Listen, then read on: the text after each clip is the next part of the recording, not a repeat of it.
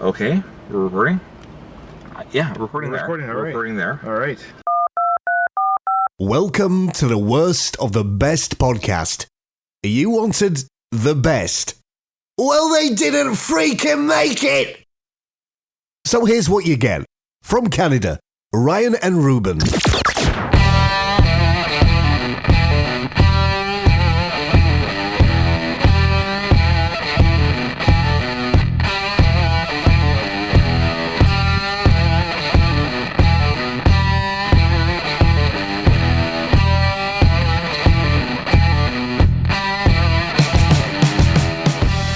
Hey, welcome.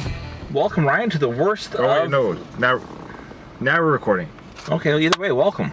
Welcome to the worst of the best podcast. We are on the road. We're doing a road trip. We are on the road. We're on our way to Metallica. Ruben, are you driving the car right now? No, we're parked. Okay. We're at a ferry terminal. We live on Vancouver Island, and we're going to Vancouver. Yeah, I'm really excited. We're going to see Metallica. This is our road trip series special episode. Yeah, while we're talking, you might hear cars, might hear Seagulls. people telling us to stop talking in our car. Yeah, anyways, so we are doing, because we're on a road trip, we're going to do 15 road trip movies. We didn't choose. We did not.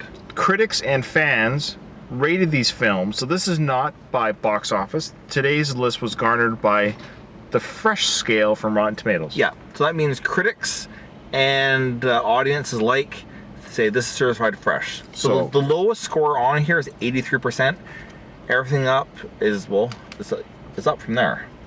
That's right. So these are road trip type movies that deal with some sort of road trip. Yeah. So we'll start off with rated at 83%. I'm a little surprised this one's the lowest of the ratings right away. It was I know. Thelma and Louise. Thelma and Louise. Have you seen this movie, Ruben? Yeah, of course. I saw it when it came out. This is the one with Brad Pitt. Oh, yeah. Shirtless Brad Pitt. Oh, shirtless Brad. How many movies has he not been shirtless in? I think that would be, we should probably do the worst shirtless movie of Brad Pitt. Oh, see you here. Yeah, we don't need to worry about that. They're talking about going to Pender Island. We're not going to Pender Island. We're going to Vancouver. All right, so Thelma Louise, fun road trip movie. What would you give that? I think 84% is I think 84% is a fair rating, but seeing some of the ratings of these other films, I think in relation to the other films, I find it rated low, but we'll get to that. Do you think Thelma Louise would be as memorable as it was if they didn't jump off the cliff or drive off the cliff? Yeah, spoiler alert. Oh, please. Tony Scott directed that film, the brother of Ridley Scott, the famous Alien director in other films. Oh. He also directed Top Gun. Boy, that's a very long announcement. This is just a ferry terminal. They're acting like this is like, the London airport or something. Well, I believe it's the largest ferry terminal in the world. Is it really? Yeah, I believe so. Okay. So it came out in 1991. Shirtless Brad Pitt. The two women drive off a cliff at the end. That's the whole movie. So 26 years ago, speaking of 1991, that's when we saw Metallica. For the first time. For the first time. We're wearing our Metallica shirts. 1991. 1991. All right. So 2004, rated at 84%, is... The Motorcycle Diaries. I didn't know motorcycles kept a diary. You see, they don't, Ryan. It was the... Have you seen this movie? Yeah, I loved it. Loved it. Yeah, it was a good movie. So this is about a feckless young Ernesto Guevara and his skirt-chasing buddy Alberto. He was feckless, all right.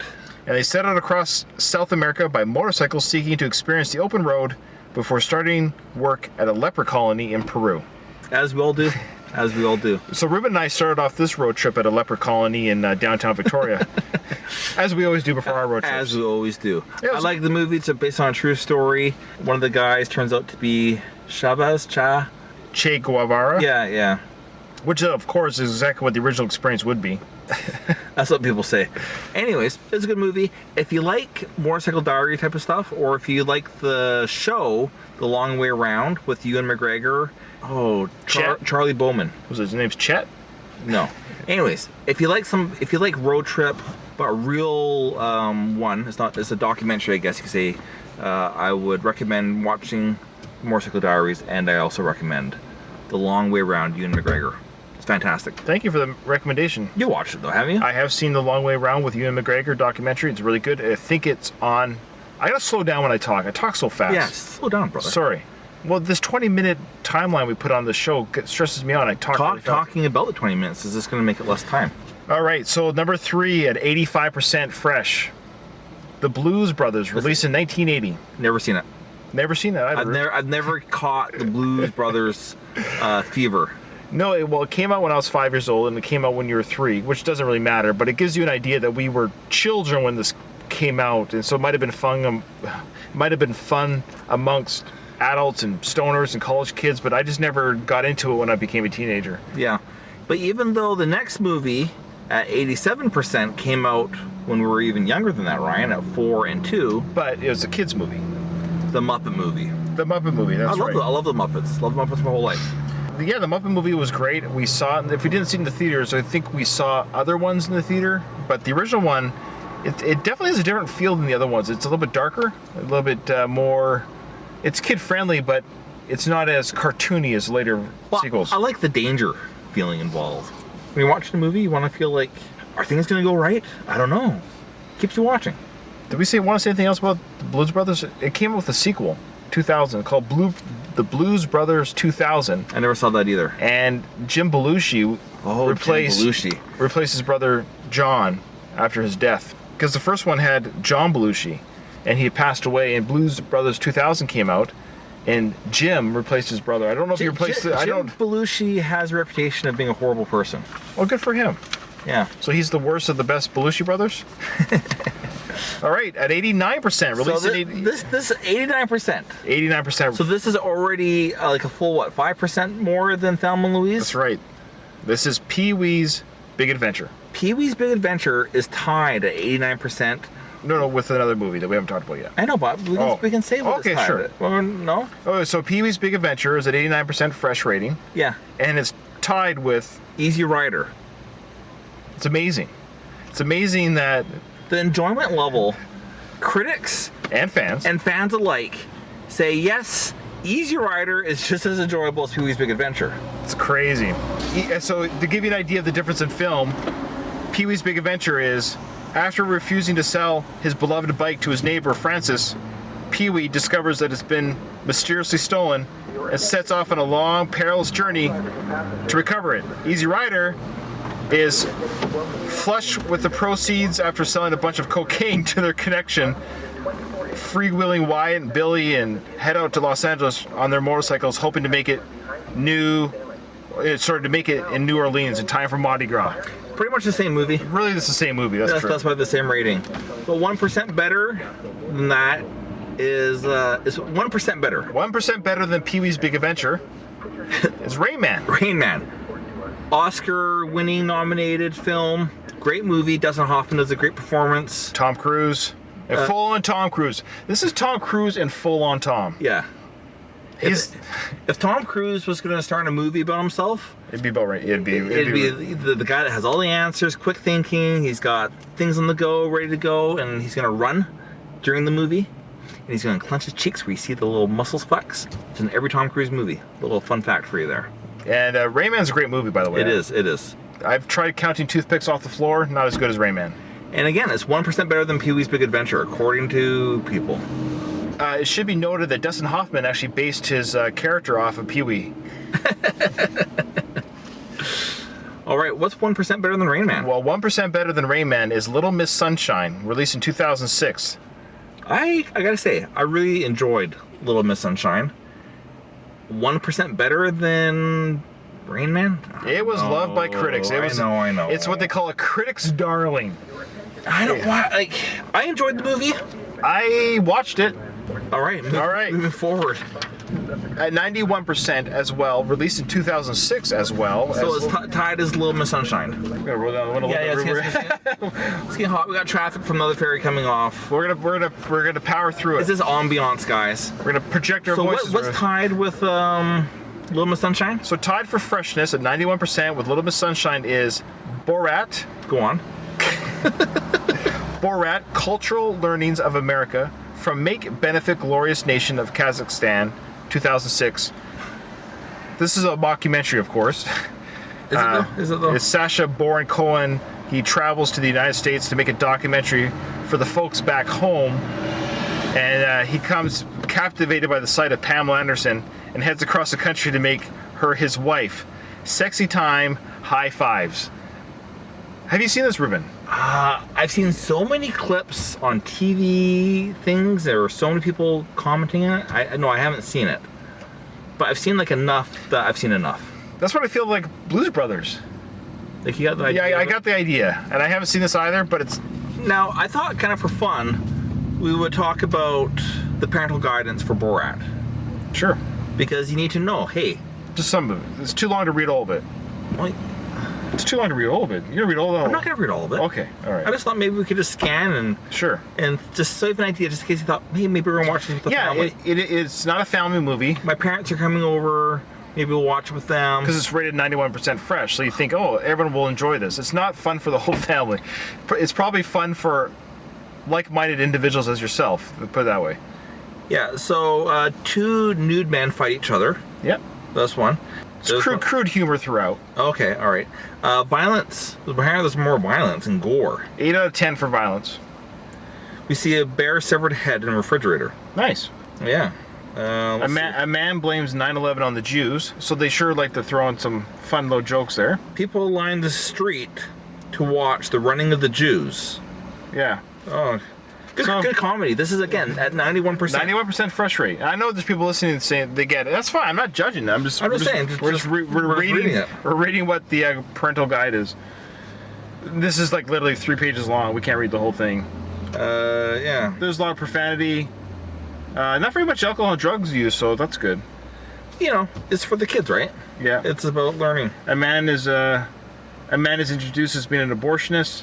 For profanity, there's 18 F words, Okay. 9 S words, 6 A words, 3 H words, 2 D words, Yeah. 2 C words, 1 B word, and some insulting remarks against Jews and gypsies. Oh, never insult the gypsies. They'll curse you.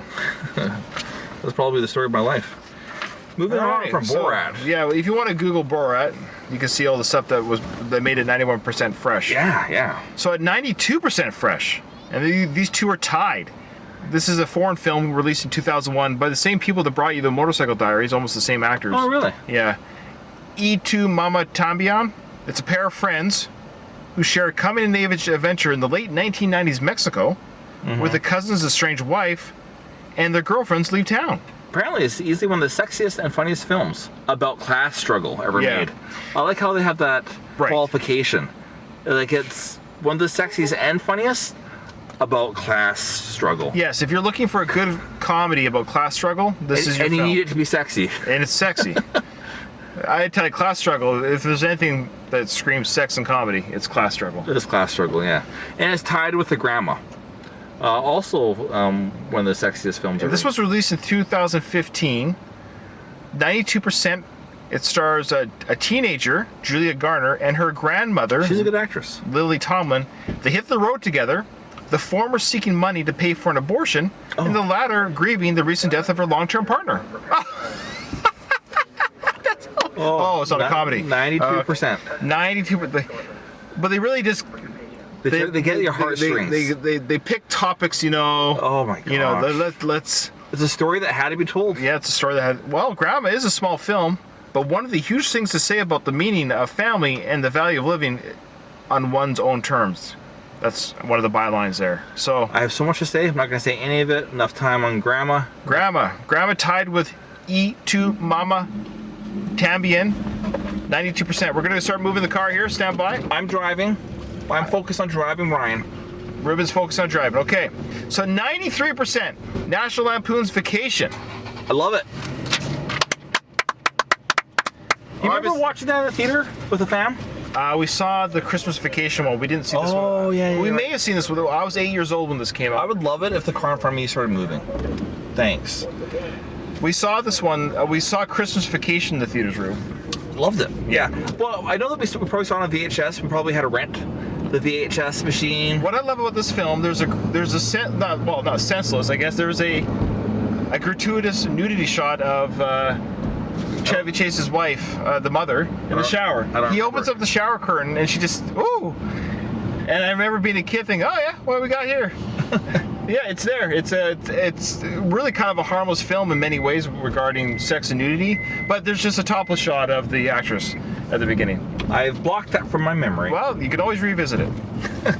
All right, a 96% fresh rating is Midnight Run with Robert De Niro and Charles Grodin, star of the Beethoven movies. I've never seen it. I've never seen it either. 96% fresh rating, Midnight Run. Crazy.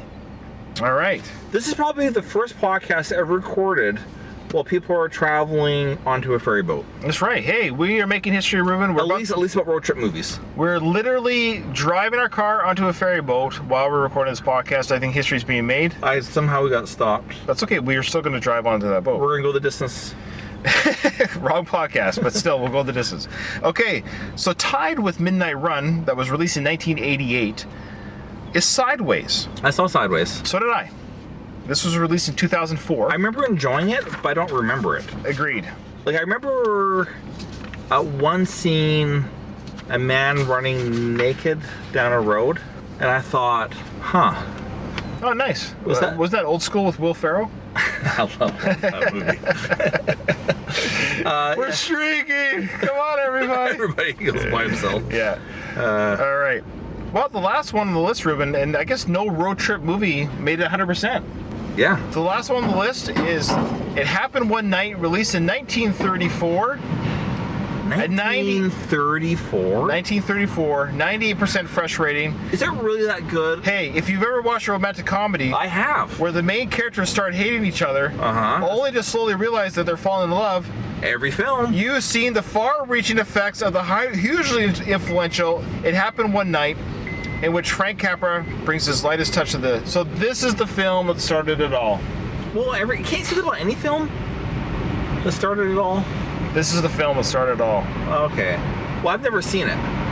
So out of the ones, let's do this by two categories, Ryan. Okay. Of all them, because we got a little time. Of the movies that you haven't seen. I know, but I want to get to the lunch line. I want to get a good spot on the lunch line. Okay, about 2 seconds. Of all the movies that you haven't seen, Right. which one's the worst one? The ones that I haven't seen, I think the worst one, For me, it's The Grandma. I'm going with Grandma too. Grandma, you're the worst of the best road trip movies that we have not seen. We have not seen. Okay, and the ones that we have seen, which one's the worst? For me, it's Little Miss Sunshine. Me too, and I enjoyed it. But you didn't enjoy it at all? I don't like it when they're telling me it's an artsy-fartsy movie, and it is, and it's all the things that says it's a critical darling, and it is, and I'm just like, okay, I get it. Yeah. It does ruin it for it. All right, Little Miss Sunshine and Grandma. And what was my pick? You said we agree. Yeah. Little Miss Sunshine. You're the worst. You're the worst of the best. Remember, in front of every silver lining, there is a cloud. Till next time, guys. Thanks for joining us. Bye.